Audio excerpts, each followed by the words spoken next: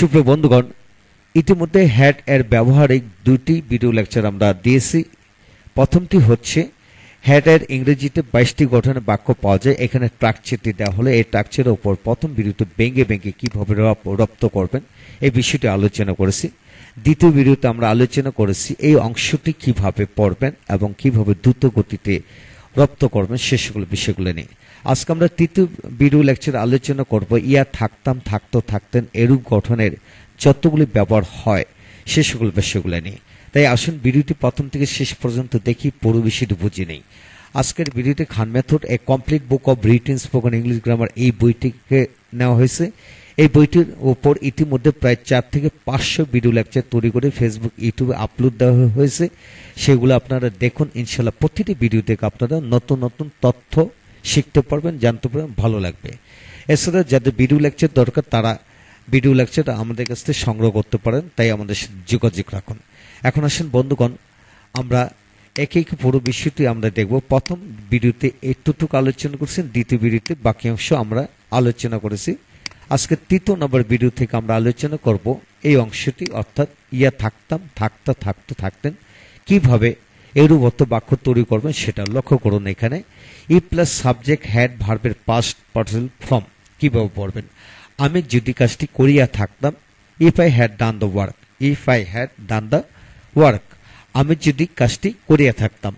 তো এইভাবে আপনি যদি বইটি লিখিয়ে থাকতেন, if you had written the book, if you had written the book, সে যদি তোমাকে কিছু টাকা দিয়ে থাকতো, if he had given you some money, if he had given you some money. তো বন্ধুগণ, এইভাবে আমরা হাজার হাজার বাক্য তৈরি করতে পারবো। লক্ষ্য করেন এখানে সাবজেক্টের পরে হ্যাড হবে, পরে ভার্বের পাস্ট পার্টিসিপল ফর্ম, অর্থাৎ ইংরেজিতে ভার্ব হচ্ছে হাজার হাজার ভার্ব রয়েছে। যে কোনো ভার্ব দিয়ে এইভাবে বাক্য তৈরি করতে পারেন এবং এরূপ বাক্যকে আপনি আবার নেগেটিভ করে পড়বেন। যেমন আমি যদি কাজটি করিয়া না থাকতাম, if I had not done the work, if I had not done the, আপনি যদি বইটি লিখিয়া না থাকতেন, if you had not written the book, সে যদি তোমাকে কিছু টাকা দিয়া না থাকতো, if he had not given you some money. হ্যাঁ বন্ধুগণ, এইভাবে হাজার হাজার বাক্য ইফ যুক্ত নেগেটিভ করে পড়তে পারবেন, হাবোধক এবং নাবোধক করে পড়তে পারবেন। তবে এরূপ বাক্যগুলো কিন্তু ইন্টিগ্রেটিভ হবে না, অর্থাৎ জয়নিং যুক্ত বাক্যকে কখনো ইন্টিগ্রেটিভ করা যায় না। এখন আসেন দ্বিতীয় নম্বর নিয়ম, লক্ষ্য করেন এখানে if plus subject had been plus noun. Noun বলতে এখানে কমন নাউনকে বোঝানো হলো। যেমন তুমি যদি একজন ইংরেজি শিক্ষক হইয়া থাকতা, if you had been an English teacher, if you had been an English teacher, আপনি যদি একজন অভিজ্ঞ ডাক্তার হয়ে থাকতেন, if you had been an experienced doctor এইভাবে হবে। সে যদি একজন সেরা গায়ক হইয়া থাকতো, if he had been a great singer, if he had been a great singer. হ্যাঁ বন্ধুগণ, এইগুলোকে আবার নেগেটিভ করেও পড়বেন যে তুমি যদি একজন ইংরেজি শিক্ষক না হয়ে থাকতা, if you had not been an English teacher, আপনি যদি একজন অভিজ্ঞ শিক্ষক ডাক্তার না হয়ে থাকতেন, if you had not been an experienced doctor. হ্যাঁ বন্ধুগণ, এইভাবে কমপক্ষে 20 থেকে 50টি বাক্য বানিয়ে বানিয়ে লিখে লিখে পড়ুন, ইনশাল্লাহ এগিয়ে যাবেন। তারপর আসুন সি নাম্বার কিভাবে পড়বেন লক্ষ্য করেন এখানে ই plus subject had been plus adjective যুক্ত বাক্য। অ্যাডজেক্টিভ বলতে হাজার হাজার অ্যাডজেক্টিভ রয়েছে, যে কোনো অ্যাডজেক্টিভ বসে পড়া যাবে। যেমন আমি যদি যথেষ্ট কর্মঠ হইয়া থাকতাম তাহলে, if I had bin active enough, if I had bin active enough, আমি যদি যথেষ্ট কর্মঠ হয়ে থাকতাম। আপনি যদি অনেক ধনী হয়ে থাকতেন তাহলে, if you had been very rich, if you had been very rich. সে যদি বেশ মোটা হয়ে থাকতো, if he had been fat enough, if he had been fat enough. হ্যাঁ বন্ধুগণ, এইভাবে যে কোনো অ্যাডজেক্টিভ দিয়ে বাক্য তৈরি করতে পারবেন ইনশাল্লাহ। কমপক্ষে 20 থেকে 50টি বাক্য বানিয়ে পড়ুন। তারপর সবগুলো বাক্যকে আবার নেগেটিভ করবেন। আমি যদি যথেষ্ট কর্মঠ না হয়ে থাকতাম, if I had not been active enough, if I had not been active enough.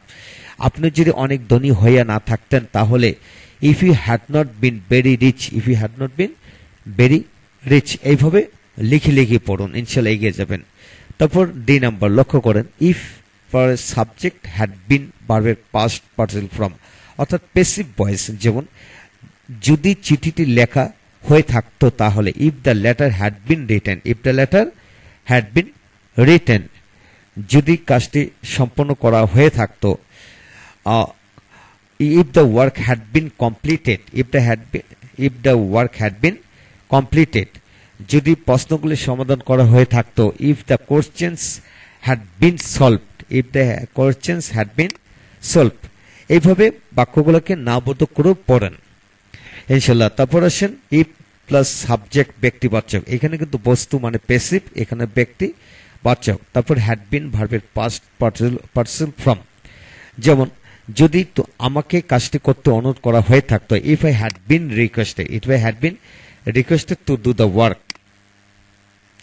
যদি তাকে কিছু টাকা দিতে বলা হয়ে থাকতো, if he had been told to give some money. যদি তোমাকে প্রশ্ন সমাধান করতে আদেশ করা হয়ে থাকতো, if you had been order to solve the questions. বন্ধুগণ, এইভাবে এরূপ আদলে হাজার হাজার বাক্য বানায় কিন্তু পড়া যায়। তাই প্রতিটা বাক্য দিয়ে কমপক্ষে 20 থেকে 30টা করে বাক্য এরূপ আদলে লিখে পড়ুন, ইনশাল্লাহ এগিয়ে যাবেন। হ্যাঁ বন্ধুগণ, পরবর্তী ভিডিওতে আমরা আরো গুরুত্বপূর্ণ অংশ নিয়ে আলোচনা করব, অর্থাৎ এই হ্যাড এর ব্যবহার হচ্ছে ইংলিশ ল্যাঙ্গুয়েজে 22টি। ইতিমধ্যে আমরা 10 থেকে 12টি ব্যবহার আমরা আলোচনা করেছি। পরবর্তী ক্লাসে আমরা আস্তে আস্তে সেগুলো আলোচনা করব। তাই আমাদের সাথে থাকুন, পুরো বিষয়টি ভেঙে বুঝে নেন। Thank you very much.